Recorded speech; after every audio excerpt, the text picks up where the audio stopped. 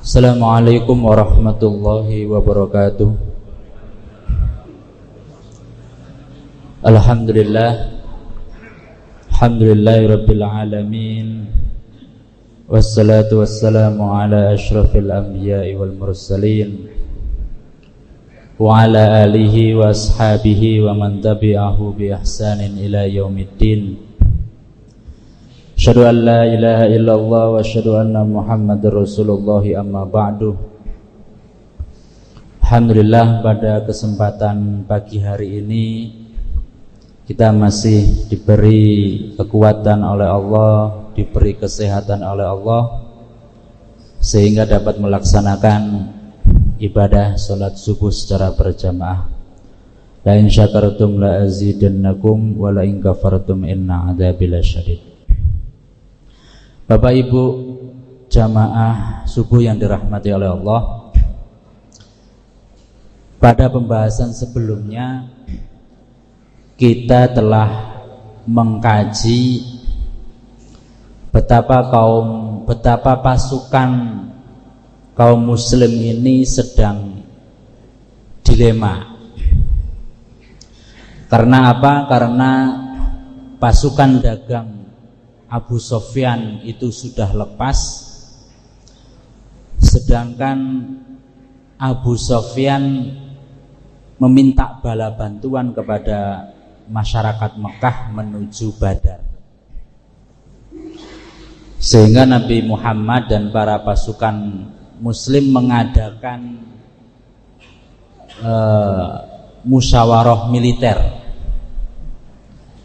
Jadi Nabi meminta pendapat kepada kaum Muhajirin dan Ansor yang saat itu ikut dalam rombongan untuk berperang. Orang-orang Muhajirin dengan tegas mengatakan, wallahi la naqulu kama qalat Banu Israil li Musa. Wahai Rasulullah, demi Allah kami tidak akan mengatakan apa yang dikatakan Bani Israel kepada Nabi Musa. Apa yang dikatakan Bani Israel kepada Nabi Musa, fadhhab anta wa rabbuka faqatila innaha huna qa'idun. Pergilah engkau bersama Tuhanmu berperang, sedangkan kami di sini menunggu, duduk-duduk menunggu kalian berdua berperang. Nah, nanti kalau sudah menang baru saya ikut. Walakin naqul, tetapi kita akan mengatakan idhab anta wa rabbuka faqatila inna ma'akuma muqatilun. Tapi kita akan mengatakan pergilah kamu dengan Tuhanmu berperang dan kita juga akan ikut berperang. Nah, ini adalah orang Muhajirin. Bagaimana dengan kaum Ansor, padahal komposisinya itu dari 315 itu banyak kaum Ansor. Lalu Sa'ad bin Mu'adz tampil mengatakan bahwa seandainya di depan ini ada lautan yang terbentang luas dan engkau masuk ke dalamnya, niscaya kami akan mengikuti. Intinya kaum Muhajirin dan Ansor tetap berpegang teguh maju berperang. Bapak Ibu yang dirahmati oleh Allah, setelah melakukan musyawarah militer, Rasulullah melanjutkan perjalanan. Pasukan Islam meninggalkan lembah Dhafiron lalu melewati jalan berbukit yang dikenal dengan Asafir, lalu menuju Ad-Dabah dan tiba di dekat Badar. Kemudian Rasulullah melakukan operasi mata-mata. Kira-kira pasukan Quraisy ini sudah datang atau belum, kemudian lokasinya di mana, jumlahnya berapa. Ini penting untuk menyusun strategi perang. Akhirnya kemudian Rasulullah bersama Abu Bakar berpapasan dengan seorang Arab yang tua renta, sudah lelaki tua. Kemudian Rasulullah menyamar dalam arti supaya tidak ketahuan dari golongan pasukan muslim. Kemudian Rasul menanya tentang dua pasukan, bagaimana tentang keadaan dua pasukan ini, pasukan Muslim dan pasukan Quraisy. Jadi kalau tanya pasukan Quraisy saja kan ketahuan, oh ini berarti orang Muslim. Kalau tanya pasukan Muslim saja kan ketahuan, oh ini orang Quraisy. Jadi tanya dua-duanya. Kemudian orang tua itu mengatakan, aku tidak akan menjawab pertanyaanmu hingga kalian menunjukkan jati diri kalian, dari mana asal kalian. Lah, tunjukkan dulu sampean ini dari mana, dari pihak Quraisy atau dari pihak Muslim. Kemudian Rasulullah menjawab, ya beritahu kita dulu, nanti kamu akan kami beritahu. Ya. Akhirnya orang tua itu mengatakan, telah sampai berita kepadaku bahwa Muhammad dan para sahabatnya berangkat pada hari ini dan hari ini. Jika berita itu benar, berarti mereka sudah sampai di tempat ini. Lalu dia menyebutkan lokasinya kaum muslimin. Dan telah sampai berita kepadaku bahwa pasukan Quraisy berangkat pada hari ini dan hari ini. Jika berita itu benar, berarti mereka sudah sampai di tempat ini. Dia menyebutkan tempatnya orang-orang Quraisy. Kemudian orang tua ini nagih lagi, sekarang giliran kalian, dari mana asal kalian berdua? Kemudian Nabi mengatakan, kami berasal dari Ma. Habis itu Nabi meninggalkan lelaki tua itu. Kemudian lelaki tua tadi agak sedikit berteriak, Ma itu mana? Apakah Ma itu dari wilayah Irak? Nah ternyata Ma itu kalau diartikan secara harfiah itu kan air. Tapi yang dimaksud Nabi air di sini adalah air mani atau asal penciptaan manusia. Nah ini mirip jawabannya Abu Bakar. Ketika Abu Bakar bersama Rasulullah hijrah ke Madinah, Rasulullah kan di depan beliau, ditanya sama orang, itu siapa? Ini penunjuk jalanku. Perspektif orang yang nanya dikira penunjuk jalan mau ke Madinah, tetapi penunjuk jalan kebaikan. Gitu. Nah, cerita ini pernah disebutkan oleh Ibnu Katsir dalam Bidayah wan Nihayah, juga Ibnul Qayyim Al-Jauzi menyebutkan dalam At-Turuq Al-Hukmiyah.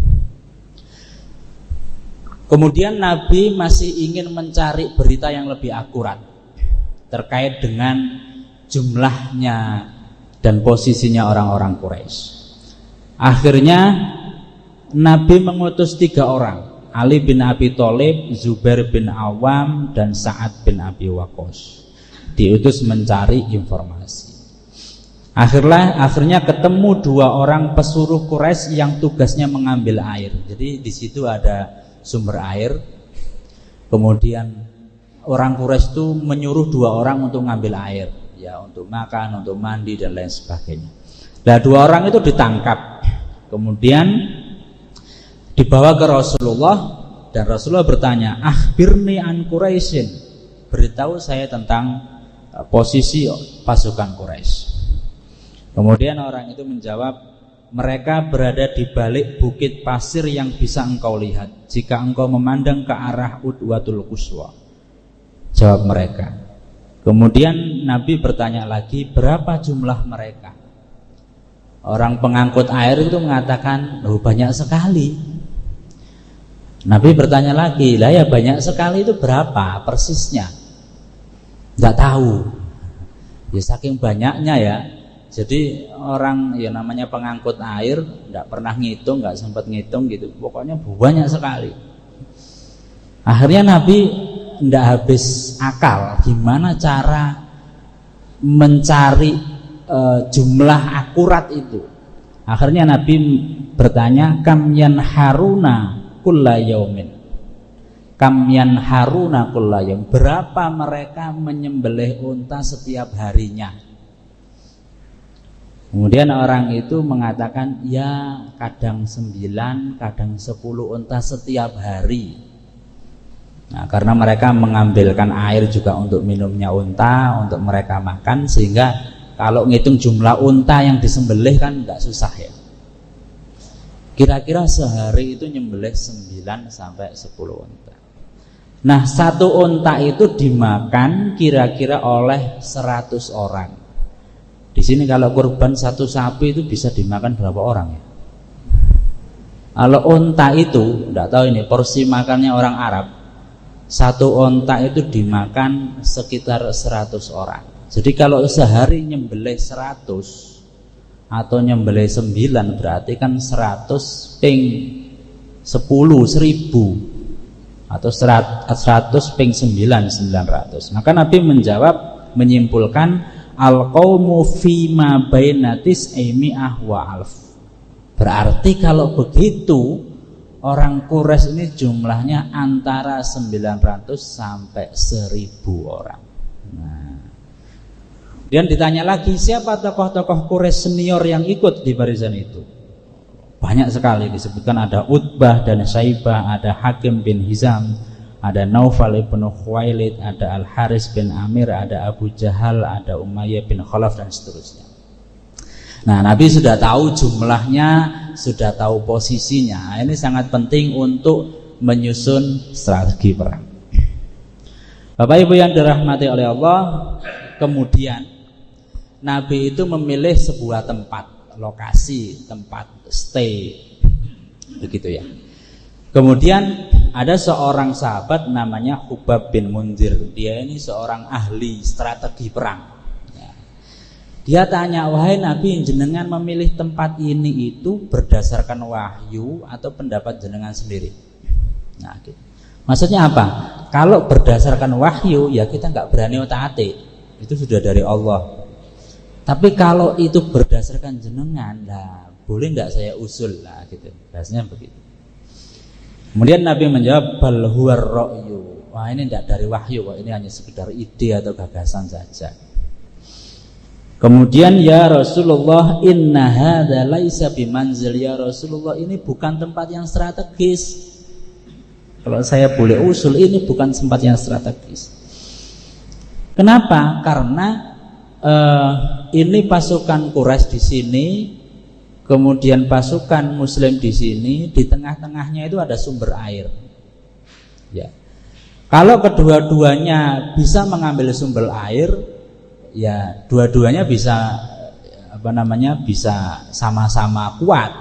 Tapi kalau salah satu di antara dua pasukan ini bisa menguasai sumber air, maka yang satunya akan kekurangan air. Bagaimana jika kemudian kita melangkah sedikit ke depan sehingga sumber air itu ada di belakang kita, sehingga orang-orang Quraisy ketika mau ngambil air itu kan ada kita, sehingga nanti ketika dalam peperangan mereka kehabisan air sedangkan kita berlimpah air. Apa jawab Nabi? Laqad asyarta birra'i. Wah, ini ide cemerlang ini. Ayo kita pindah lokasi. Akhirnya mereka pindah lokasi mendekati sumber air itu dan menguasai sumber air. Orang-orang Quraisy ya lama-lama perbekalan airnya pun habis, mau ngambil air sudah dikuasai orang-orang Muslim. Lalu selain Hubab bin Munzir, ada Sa'ad bin Mu'adz ini mengusulkan juga, wahai Rasulullah, bagaimana jika kami membuatkan tenda khusus bagimu dan kami sediakan kendaraan di sini? Jadi ada tenda komando namanya.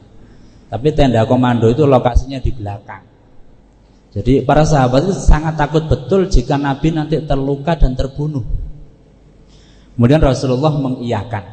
Jadi nanti Nabi itu ya di tenda ya ikut perang, ya di tenda ya ikut perang. Lalu kemudian setelah berpindah lokasi, malamnya istirahat.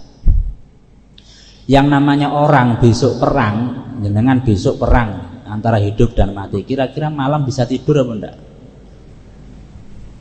Jangankan perang, besok itu anaknya ujian UNBK, senam PTN, atau misalkan besok itu ada tes apa gitu, malam itu enggak bisa tidur, gelisah. Gitu. Apalagi ini berperang besoknya itu gelisah. Lah orang kalau malam nggak bisa tidur, besok paginya kira-kira staminanya kuat apa tidak? Nah, staminanya mesti lemes. Saya itu kadang agak sedih ya, misalkan besok harinya itu ada kegiatan full gitu, tapi malam nggak bisa tidur, lah itu gelisah juga. Mesti besok itu tenaganya mesti kurang fit begitu, kalaupun harus dipaksa. Maka untuk persiapan perang esok hari tentu butuh stamina yang kuat. Padahal secara manusiawi pasti ada rasa cemas yang membuat mereka susah tidur. Maka kemudian Allah memberi karunia berupa kantuk yang sangat berat. Ngantuk itu karunia, kecuali kalau ngantuk di kajian, itu bukan karunia. Ini kantuk menjelang perang, ngantuk banget pokoknya. Jadi gak kepikiran sesuk mau perang, itu gak kepikiran.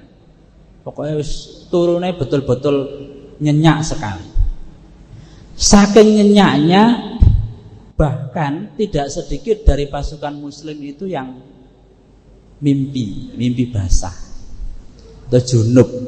Saking enaknya tidur. Besok pagi bangun-bangun bingung, waduh, aduse ning ndi? Mandi besarnya di mana ini? Ini banyak bisikan setan. Wah, gimana katanya kekasih Allah?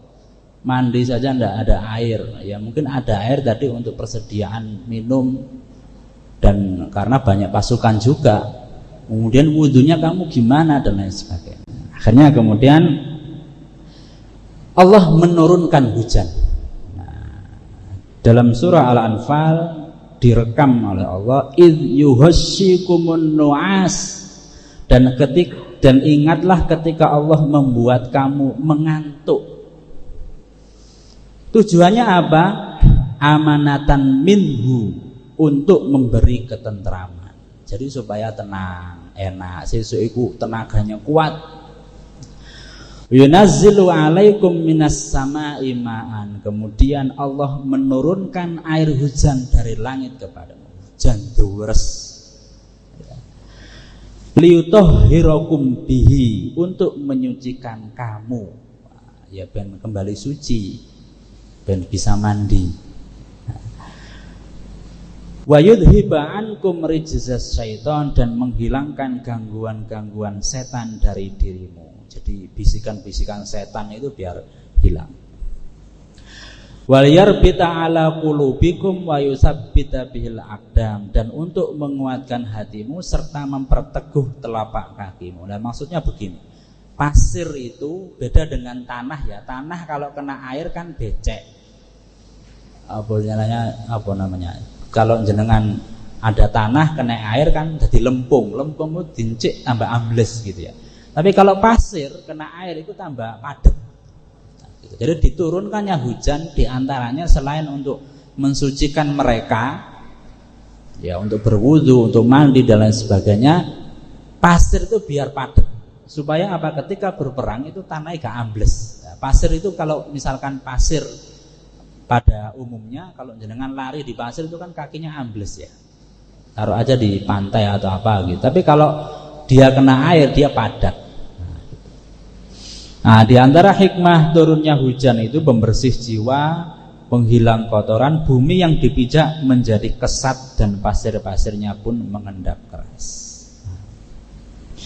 Kemudian Ali bin Abi Thalib menceritakan tentang kondisi malam itu ketika orang-orang pada tidur itu ya. Maka nafi nafarisun yauma badrin ghairul miqdad. Jadi waktu itu tidak ada yang membawa kuda selain miqdad. Walaqad ra'aituna wa ma fina illa naimun, dan malam itu kita tidak melihat apapun kecuali seluruh pasukan itu tidur terlelap.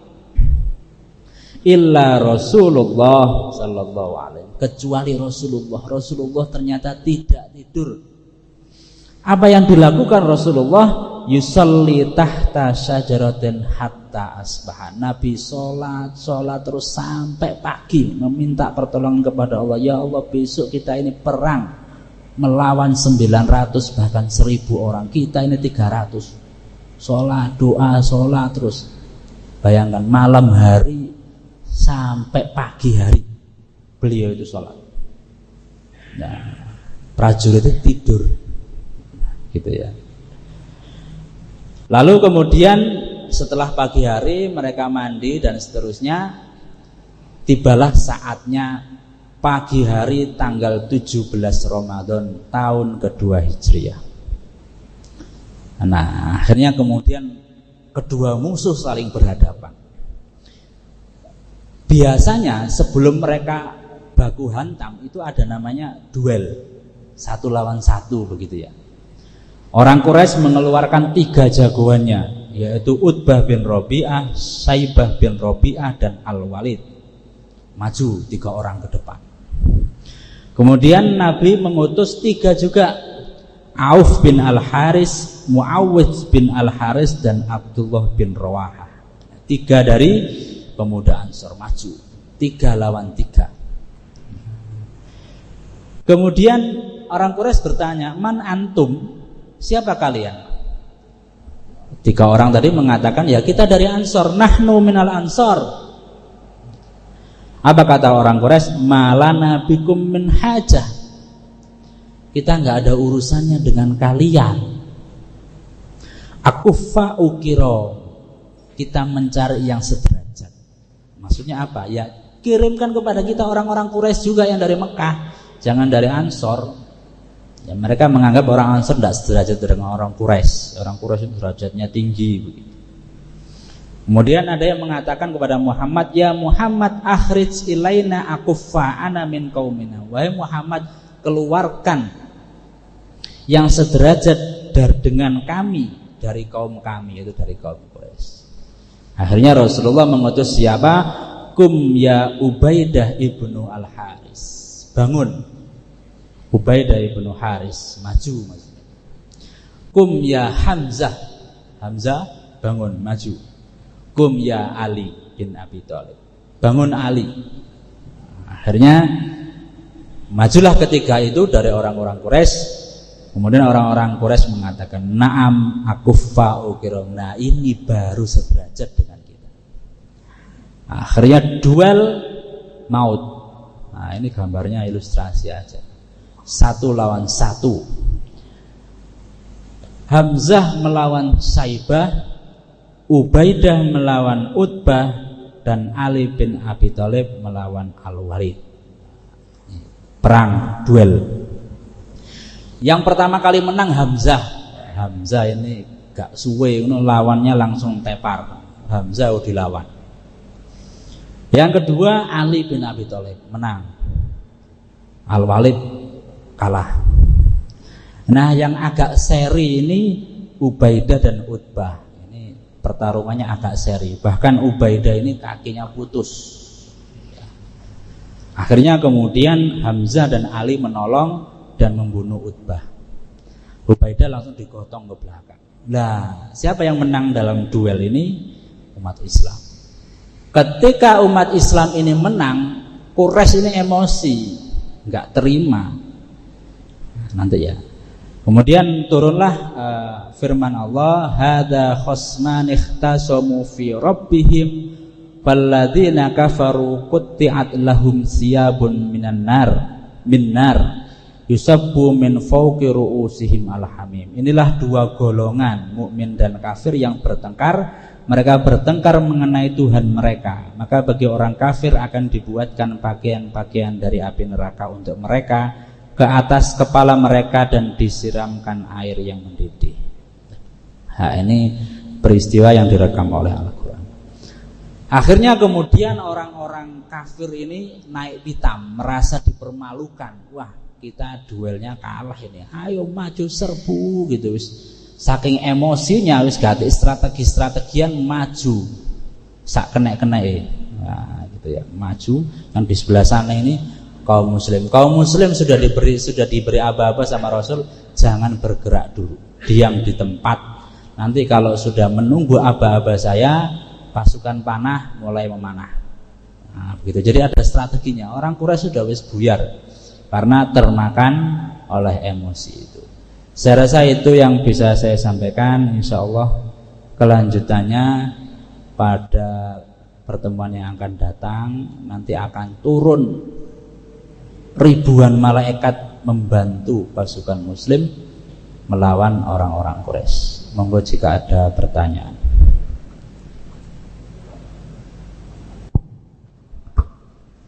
Monggo Bapak. Mungkin ada yang perlu ditanyakan. Monggo Pak.